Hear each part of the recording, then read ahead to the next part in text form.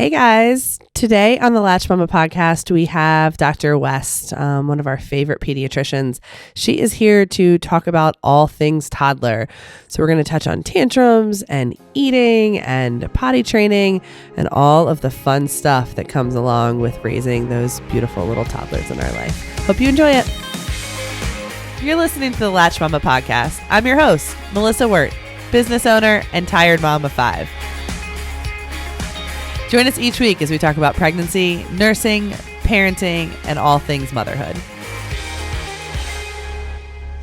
Yay, toddlers. Yay, toddlers. Woo woo. So hi, thanks for coming. Thank you for having me. I'm This is exciting. Yeah, it's cool. It's fun. It's once you get used to having a mic in your face, it you forget about it after a while. It's good. Okay. It's good. So can you tell us a little bit about yourself and what you do and what you love and all that stuff? Well, I am most importantly the mama of 3. They're in their 20s now, so we've sort of moved past that. But I have a sweet little granddaughter, Catherine Rose, who is 21 months old, and she's a spitfire, man. She's a challenge. Yeah, like every other toddler. Oof. Oof, oof, oof. But I've been practicing pediatrics for almost 20 years. Okay.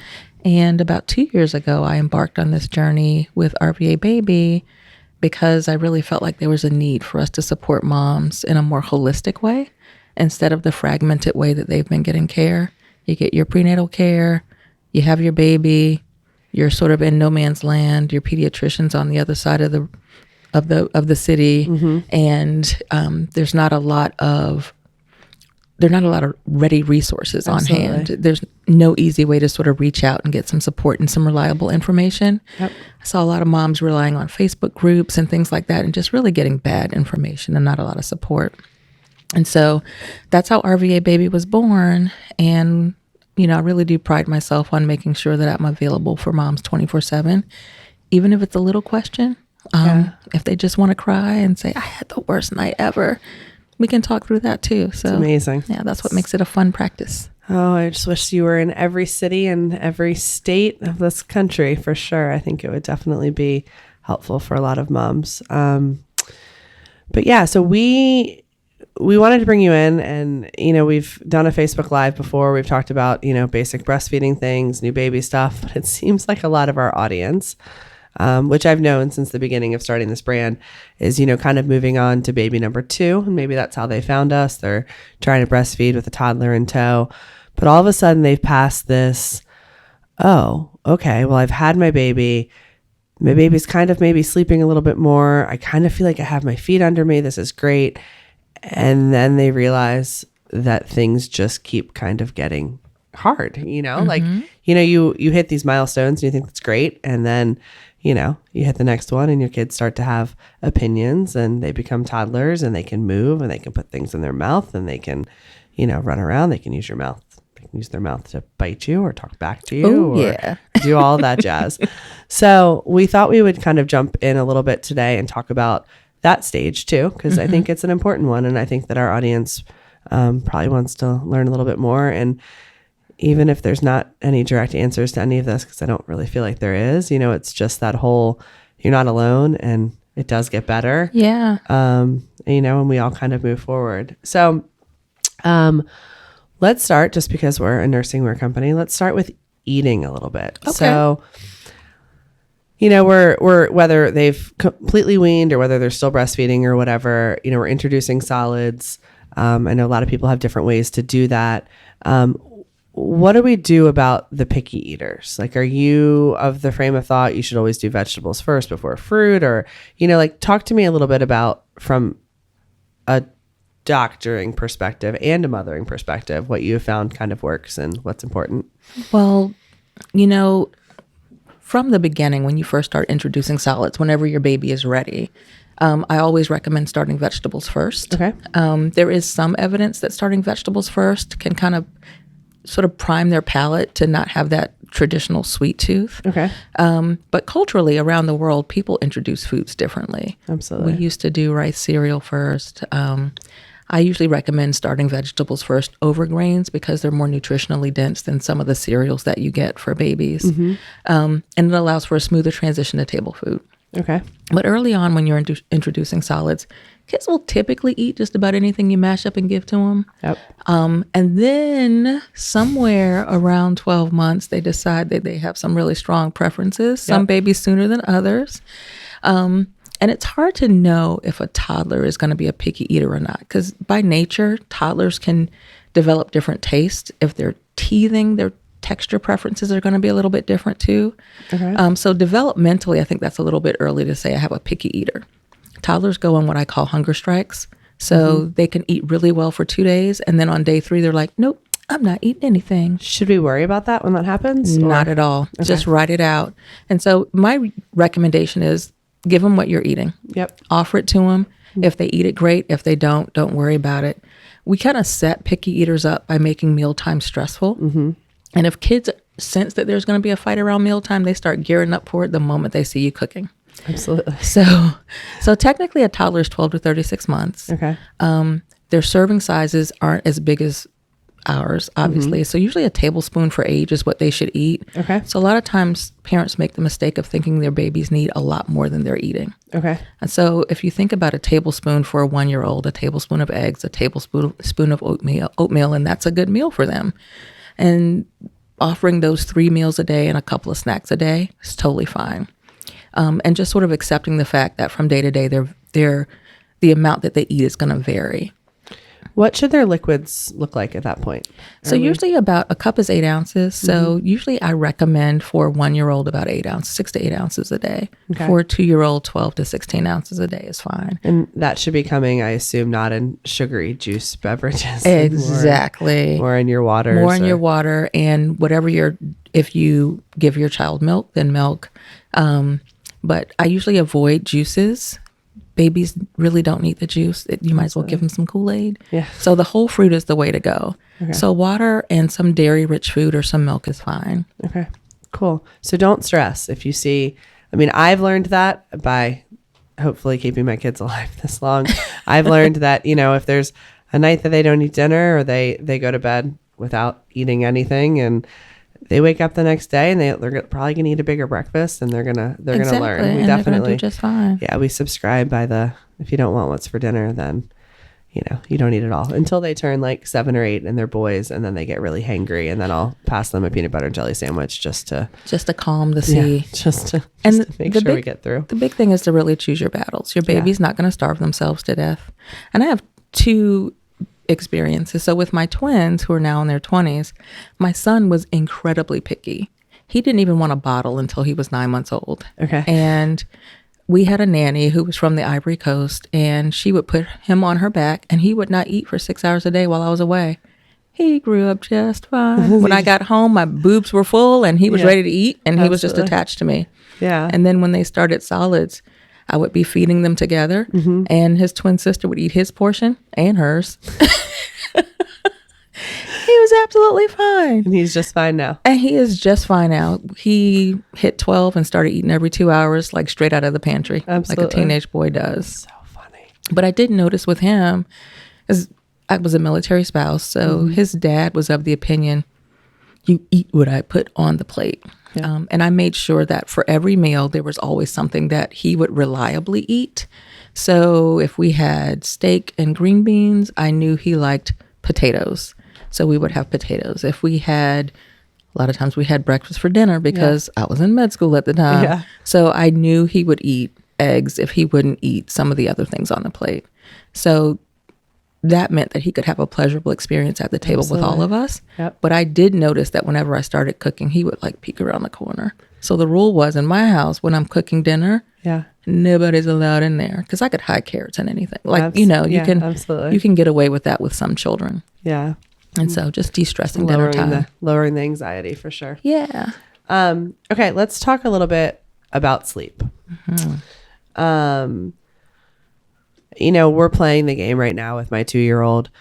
Is he grumpy today because he didn't sleep well? Is he grumpy today because he didn't nap well? And we're trying, you connect the dots, I feel like, as a parent, especially when maybe they're not in your care all day and you are getting these reports back. Hey, he had 3 meltdowns today, or, hey, he didn't finish his schoolwork.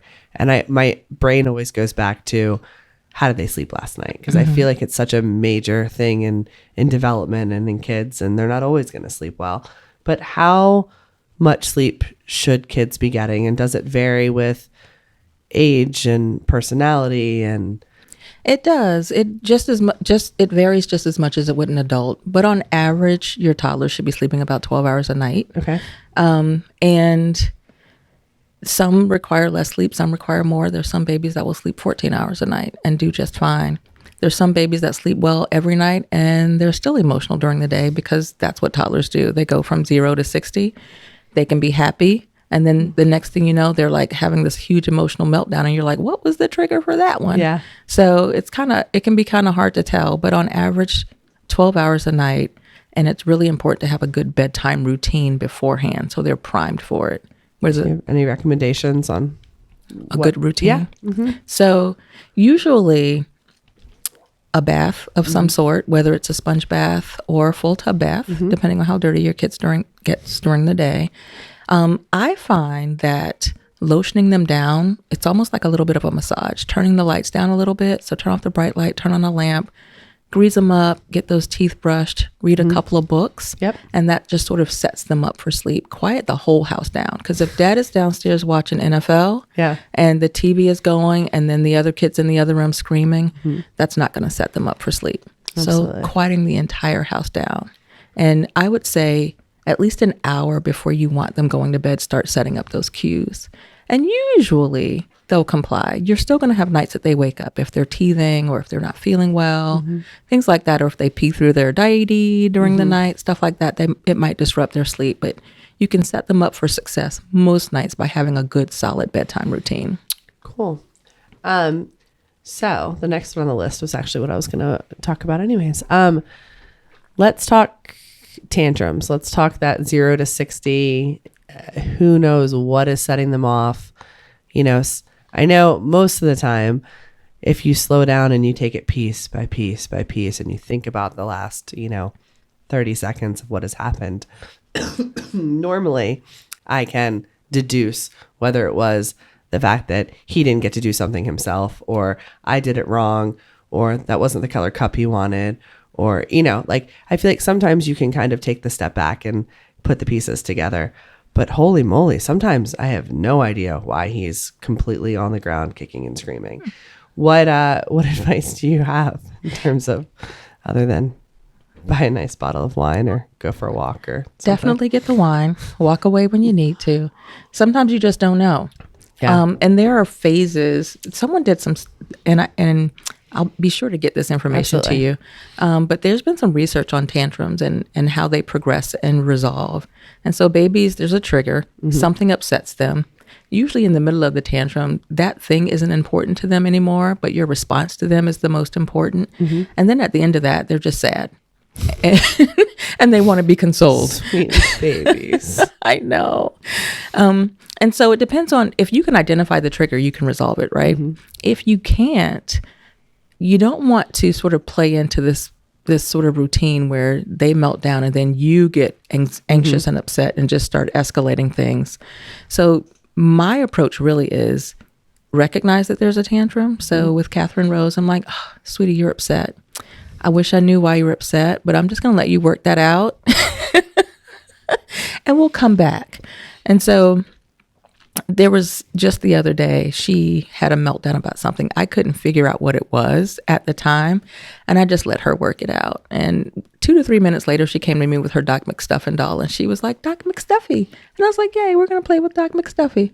But I literally just had to step over her and just let her work through it on her own. Sometimes if she's really just like being destructive, like banging her head or wanting to throw things, and yes, she does that at 21 months. Sometimes I'll just put her in her crib and I'll just be like, Mommy, Grandmommy will be back. And then, we'll get together and chat a little bit later. And she just looks at me, throws herself down in the crib. And then 2 to 3 minutes later, she's like, get up, Mama, get up. And I'm like, oh, there we go. So it's so funny how different they all are too. I have one that my only girl at this. I mean, I have a baby that's a girl, but my only girl that I've seen kind of almost through the toddler years, she'll just go up to her room and lie in her bed, and then she'll come back out when she's done. And it's beautiful and it's wonderful. And then I have these boys that I've raised that will, kick and scream and, just melt down in a completely different way. It's just so interesting to me how their temperaments are so different. Yeah. And, I think a lot of people have one kid and they think that they have it, they have it mastered, and then they get another one who is completely different, and, techniques that worked with them didn't work for, the Absolutely. others and stuff. It's fascinating. You have to parent them all differently. Mm-hmm. It's funny because as a grandmother raising a grandchild, my perspective is so different. Yeah. I don't take things as personally as I did before with the little ones, because you kind of, with your children, when they're doing something that you don't like, we tend to take it personally. It almost like affects our ego. Like, why are you behaving this way? Absolutely. Yeah. And you kind of have to take a step back and just go, this is not about me. It's not about me as a parent. A lot of this is temperament and their developmental age. Do you think that's grandparenting, or do you think that's just life in general and being able to see more between when you're raising your kids? I think it's a little bit of both. But definitely the grandparents' perspective is a lot different, because you're so distanced from your own parenting experience that you just have more tools in your toolbox, and some things just aren't worth getting upset about. But you also know that you did your best the first time around, and they've grown up to lovely people. Yeah, they survived. They're still living and kicking and eating. Exactly. It's good stuff. But one thing I will say about parents is that you really have to be careful not to parent each of your children the same way. Give them the space to be who they need to be. And so in terms of your discipline and how you sort of guide them through things, how you teach them how to problem solve, it needs to be tailored to each child. For some kids, even the bedtime routine needs to be different. So in some families, you can have 5 kids do the same routine and be good to go. Yeah. But that's not always the case. Yeah, I know. I have one right now who is boycotting bath, which is something that is so fascinating to me, because we have bathed them all together for their entire lives. And he's kind of in the middle. He's 6. And I keep looking at him. I'm like, Alex, you have to take a bath. And he'll get in the shower and he goes to swim lessons and stuff. So, I mean, he's getting clean. The hygiene part's not bothering me, but all of a sudden it's like this wrinkle, like, but Alex, why don't you want to get into the bathtub? And then it's like this new momming thing that you've got to figure out, is it because the bathtub's too small? Is it sensory stuff? Is it that he's just too tired? Are we starting bath time too late for Alex? Like, it's just fascinating to me how, you have to learn your kids, and you have to, it takes time too. It takes this one-on-one conversations and, learning who they are, which is just kind of part of the fun. It could be that he just doesn't feel like taking a bath. Absolutely. It could be that he's just a little ornery 6-year-old, and he knows that he could maybe go steal the Switch and hide underneath his covers and play a video game for 15 minutes or something. Who knows? Who knows what it is? But, that time of night, I always remember, isn't the best time to be having a one-on-one conversation with them, because they're all tired. So it's just making the time and making the mental energy to make sure that sometime before bath time, we have the conversation. Hey, your butt hasn't been in the bath for 4 days. Like, what's going on? Yeah. So it's just, it's fascinating how they all change. And, you think you have a routine down as a family, and then it just kind of turns on its head. But it does, because they develop, and sometimes they just want to have agency over their own body. That's the thing they can control. Yeah. One of my twins, the girl, as a matter of fact, did not like to bathe. And she would get in the shower, stand in the back, and not get wet at all. And come back out, and you could tell that her feet were splashed, but her entire body was dry. And so I was like, so Jalen, if you don't wash while you were in the shower, I'm going to bathe you myself. And after me bathing her a couple times, she was like, I'm good. I'm going to let this happen. So funny. So the next topic on our list, and each of these I feel like could be their own podcast in general, but it's nice to hit on them. Something about parenting that nobody told me how hard it was until I went to do it. And it was potty training. Nobody, like, for some reason, I was just skirting through with my first kid. And it was great. I was so excited. I'm like, we're going to potty train. I think he's ready. It's great. And, the first couple of days were good. And then all of a sudden I realized I had to leave the house. And like, and I had one on my back, and I always wore his brother at the time, and they were 20 months apart. But I was like, how am I going to do all of this? And how am I, and remember we were in Office Max. It was right after we started Latched Mama. And I was getting these postcards for some event. And I mean, it was new Latched Mama days. And we were at Staples, and I was, of course, late because I always am, especially when you run a small business. And I needed them for an event that was like in an hour. And all of a sudden, Nathan looked at me and he's like, Potty?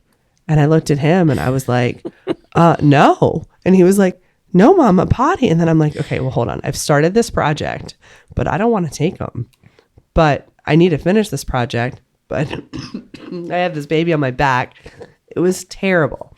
So, and then there's the germs, and then I can't even. So, give me your top potty training advice. Well, I don't have words for what happens when you're out. That's just something you got to learn to deal with. Absolutely. Learn how to hold a kid hovering over a seat while they poo Absolutely. or pee. It's for some reason I had never thought about the fact that at some point you have to leave and you have to trust that you're there or you're not there. Exactly. And there are going to be accidents. I know a lot of moms just carry potties around in their car. And so that's how they kind of navigate the first few days of being out and about. But for some reason, I didn't expect it to be as large of a process. And I think what I've learned as I've kind of gone through with other kids, that if you wait long enough, it sometimes isn't as much of a process. Like if they are truly, truly ready, you can sometimes take some of the labor intensive stuff out of it a little bit. That is very true. There are a couple things that they need to be able to do, right? They need to recognize that they have to go. Then they have to be able to verbalize that they have to go. And then they have to be able to hold it long enough to make it to that next step, right? Absolutely. So that they can actually go to the potty. And that varies from kid to kid. Historically, babies were potty trained or kids were potty trained way before 2. And a lot of that had to do with culturally how we raised babies and kids. We didn't have pull-ups. We didn't have the convenience of all these other things. So kids were like sort of pushed into potty training earlier than maybe they should have been. Okay. But I think that now we're in a culture where we wait longer than we should too. Okay. So there's the time when they're ready. So they have the cognitive skills, the verbal skills, and the physical skill to sit on the potty. Okay. When they're ready, they don't necessarily have to be willing. They're just sort of following along with what you do. Okay. So there's a ready and willing. There's a ready, but I don't want to do this. And so you have to sort of catch them in that ready and willing stage. If you let that window pass, then you might be setting yourself up for issues. Okay. And that's going to vary from child to child. Okay. So my little ones were all potty trained by the time they were 2. Okay. Wow. But they were early walkers and early talkers. Some children don't walk till they're 14 to 15 months old. And they might not have the verbal skills to do it. So that child isn't quite ready. Usually somewhere around 2 is a sweet spot. Okay. Especially if they're able to tell you. So one of the things I recommend sort of in that pre-potty training stage is to give a word to those eliminations. So if you feel their diaper and it feels warm, you're like, oh, you tinkled. Did you tinkle? Or if they're pooping, say, hey, you just made a poop-poopy doop. So they recognize what's going on. That's the word I use, poop-poopy doop. I like it. So whatever your word is. And so giving a name to it and watching their patterns. And then when they're ready and willing, just sort of predictably putting them on the pot. So Catherine Rose poops after dinner, typically. So we eat our dinner, we get our Elmo book, and we sit on the potty. And then be ready for those speed bumps. So she discovered that, okay, I'm going to sit on the pot and poop after dinner. Then she started holding it. And she waited till I put her in bed, and then she would poop in bed because that's what she preferred. She wanted to poop in her diaper. And so then do you have to get her up and change her? And yes. So middle of the night, she wakes up and she's like, I'm covered in duty. Somebody come get me. Oh, my goodness. So we worked past that, Yep. So sitting on the potty a little bit longer, things like that to get her to get that poopy out. Now what she does is she will poop and then she will take her pants down and try to take her diaper off. And then she wants to sit on the pot. So adventures in Gets a little pot training. messy, huh? Gets a little messy. Wants to put her hands in everything. How do you feel about, are we rewarding after we go to the bathroom? We are on the potty? definitely giving lots of praise. We were Okay. saying, yay, you pottied in the potty. I'm so proud of you. Or you made your poop poopy doopy in the potty. Look at that. You see it? Poop poopy doopy. Yes. I might have to steal that one. But then also not, you know, admonishing her when she has an accident, when she doesn't quite do it right. I want her to stay excited about it. So if she poops in her diaper and then she's trying to take it off, I'm like, next time we're going to do it in the potty. So I'll take the poop out of her diaper and just put it in the potty so she knows that's where it goes. Yep. So just giving her those positive messages all along the way, even if she doesn't do it right. I'm not looking forward to those days when we're out and about and she's in her undies and we're like in Costco somewhere and we got to go in the bathroom. Because I remember those days. It's just, and like most things in parenting, you know, as you get through them, they don't seem as quite as hard looking back. But I just remember that being one of those parenting moments where, you know, you just have them where you're like, why did nobody tell me about this? Yeah. Like, why did I never think about the fact that this was going to be a thing? And, you know, it's just, it's interesting. But then you get a little bit more used to taking the poop and putting it in the potty, or, you know, You poop learn and how to pee just navigate become it. part of your life. I know? did have a potty in my minivan that my kids could use. If we were out and about, like there was one time we were at Busch Gardens and we went in the bathroom and it was just, all the stalls were just covered in like nastiness. And, you know, you just learn to carry some Lysol wipes and Absolutely. you know, you just sort of learn to work around it. And there's some nifty things too that you can buy now. They're like these little step stools that have a seat on them that you can put over a public toilet seat. That's cool. So there's some cool things on Amazon that make that journey a little bit easier now that you can invest in. Yeah, my standards have kind of lowered. I mean, they'll pee in Gatorade bottles or whatever. That in the works back of too. the car if they Yeah, need we to. did all of that. Because bringing 4 kids in for somebody to go to the bathroom at this point is just not happening. So, but yeah, I mean, it is what it is. But Yeah. Get cool. creative and do what works for you. Oh, these are good questions, and I did not come up with them. I'm very impressed by them. Okay, it's like somebody's in my brain right now. So I have learned, much to my parenting chagrin, that my toddler calms down nicely with a little bit of screen time, and sometimes it allows me to calm down as well. And it's okay to admit that, I think. Let's talk screen time.